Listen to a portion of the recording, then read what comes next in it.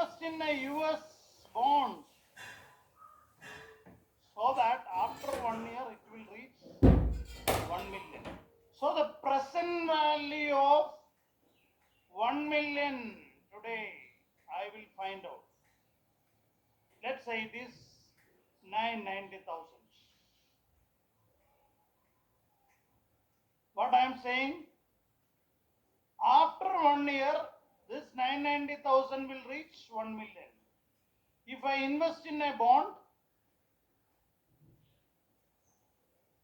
let's say I am finding the present value which is 990, let's imagine, and after 1 year I will have the $1 million. So today I need 990,000. So I will convert my Indian rupee to US dollar and I will invest not 1 million, I will invest $990,000. So I have a foreign receivable today which will grow to 1 million after 1 year so that I can pay off my payable. This is on the payable side, money market hedge.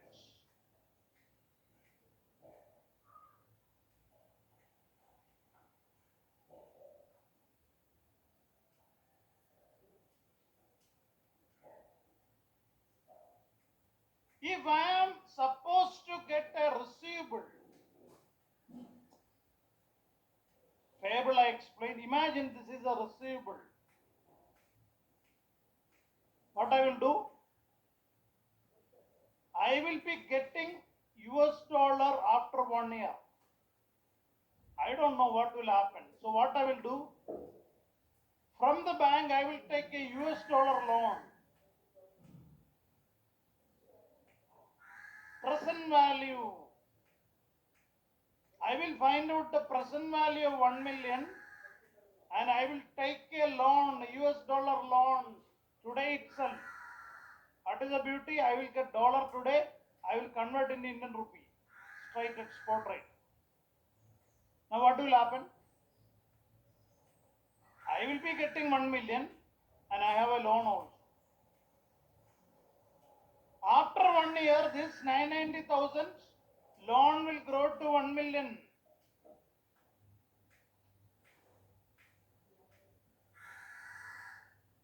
Sorry, this loan will, this is a loan, huh? This loan will be valued at 1 million after 1 year. I need to pay my bank $1 million after 1 year, but I have no risk because I will be getting a receivable of 1 million from the US customer and I will pay my bank. Here I am not using any forward or futures or option. It's a money market hedge. Now the questions will be, how much money you should borrow? If the interest rate is this, if the bond is giving you this, how much money you have to borrow? They may ask. This number, present value of 1 million.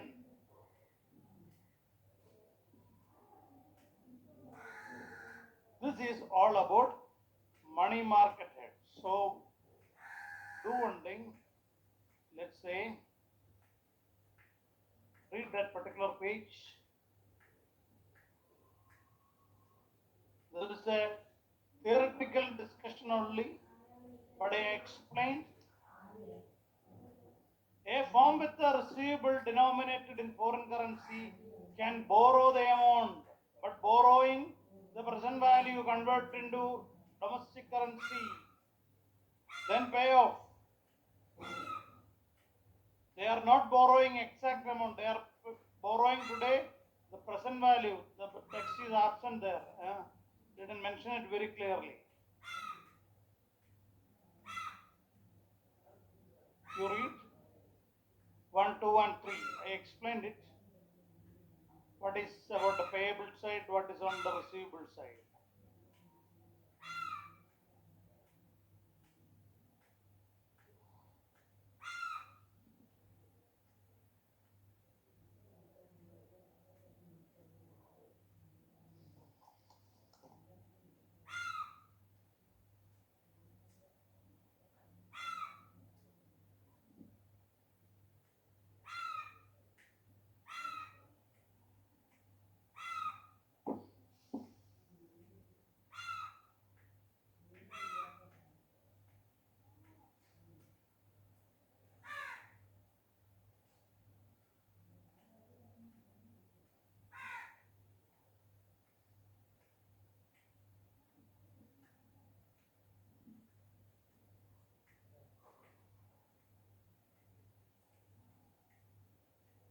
All right. Now futures contract.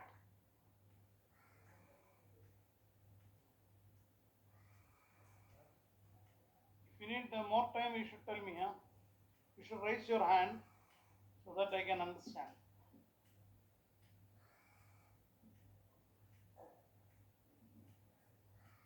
Futures.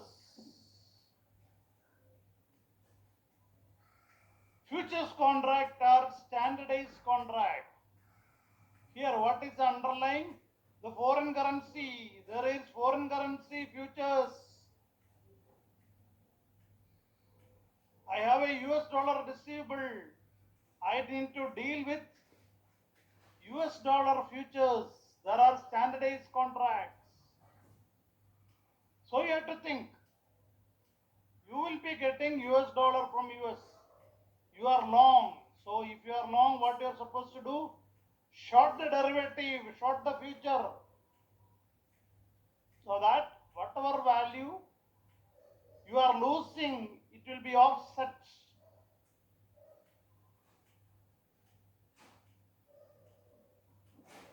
So those who know very clearly what is future, we discuss very detailed in derivative section. A future got an underlying. The underlying here is nothing but the currency. We are discussing FX. You read 1, 2, 3.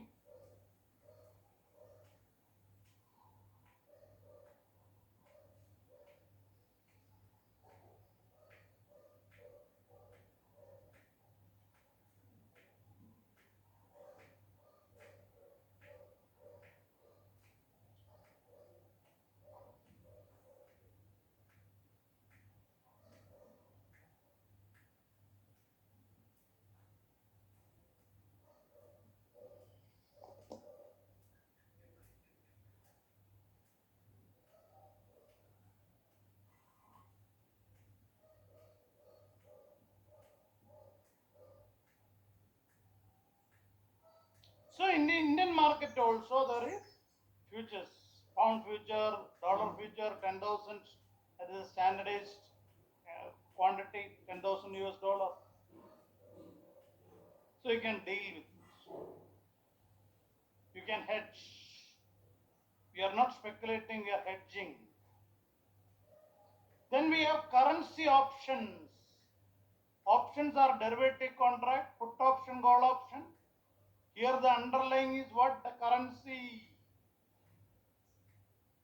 You read A and B. What is a put option, call option? They are just repeating what you discussed. Put sell, put option give the holder, the buyer right to sell what? The underlying currency here. Call option is what?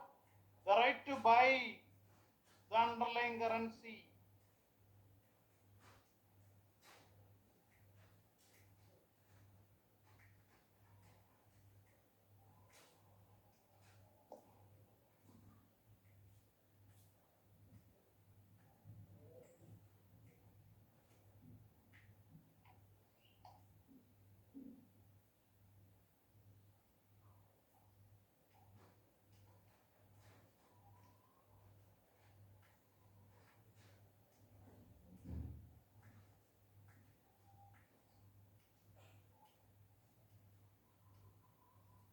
Now these options you can get from the exchange.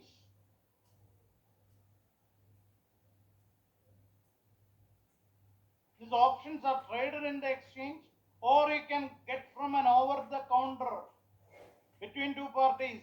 The bank also will give you a contract like my, let's say, t-shirt or mobile phone or churidar. Same way they can also structure an option.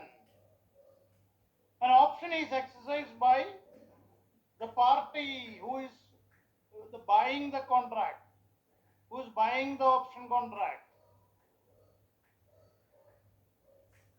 You got an option, the buyer. So you read 2 and 3. So repetition, only thing is, here the underlying of the option is currency.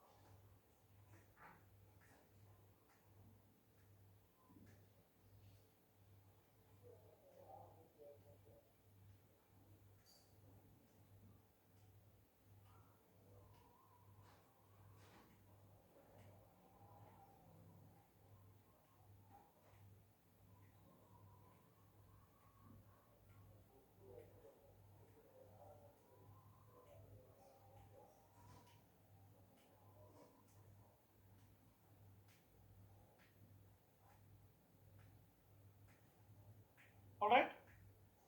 The next one is tools for mitigating exchange rate risk. In the long term, see, forward contract are, let's say between two parties, the bank, I can hedge 1 year, 2 year, even 3 year, no issue. Even short time, no problem. Don't think that, this is only for long time. No, I can use it for short time also. So big multinational corporations, they have payable and receivable in different currency. How they will manage? Their treasurers, their risk management people, they will have a policy to hedge. They will act accordingly. So they have to approach bank or financial institution and they have to act accordingly. If you are getting the money, you have to enter into a contract to sell that currency. If it is payable, make sure that you buy the currency in the forward. Let's look at the same example, like we discussed how to hedge through forward, payable and receivable. Same example. A US firm purchases equipment from Korean manufacturer for 222 million won, the Korean currency, due in 90 days. So in this sort of situation, listen all of you. First you have to see whether you are having a payable or receivable in the foreign currency.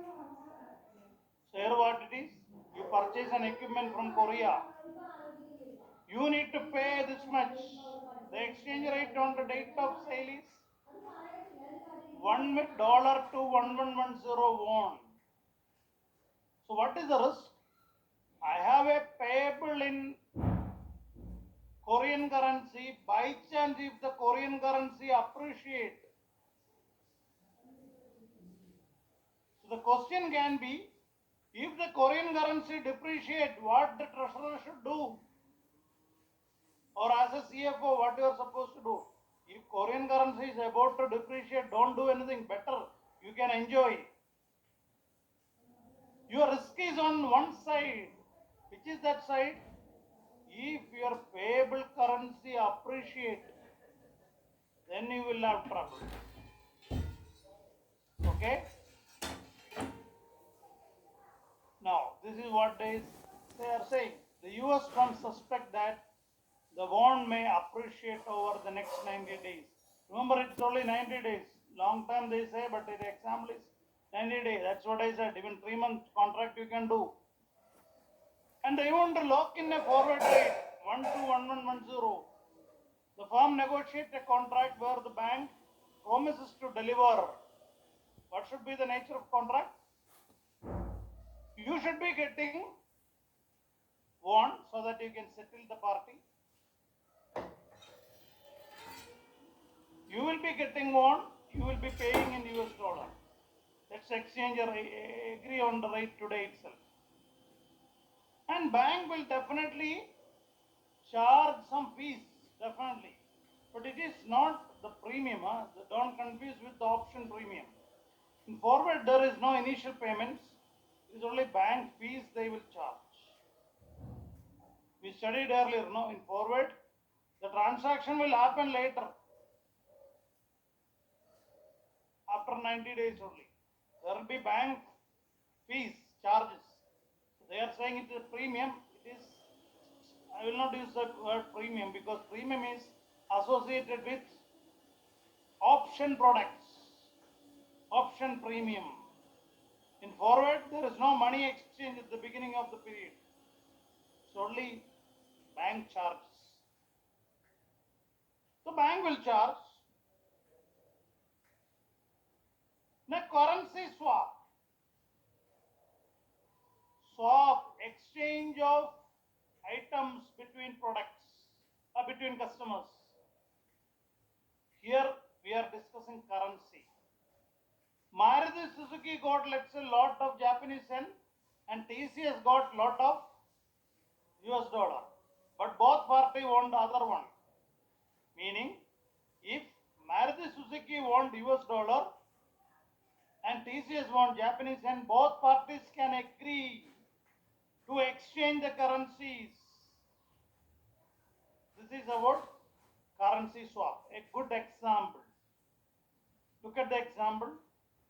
The Australian owner of a new building in Shanghai.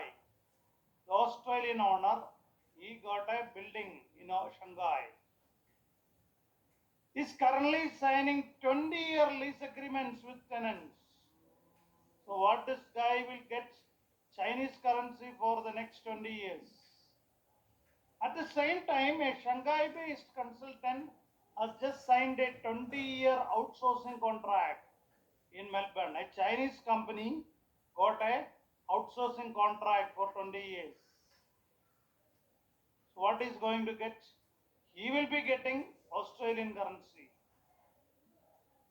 So the Australian landlord is going to have cash flows denominated in yuan, and the Chinese consultant is going to get cash flows denominated in Australian dollar. So Australian guy ultimately want to convert into Australian dollar. Instead of converting on monthly basis, both parties can agree today to exchange the cash flows based on the rates. Maybe today's rate or at a predetermined rate. So there is hedging done. Every month, the Australian guy will be getting Australian dollar, the Chinese guy will be getting Chinese currency. So you read the remaining discussion.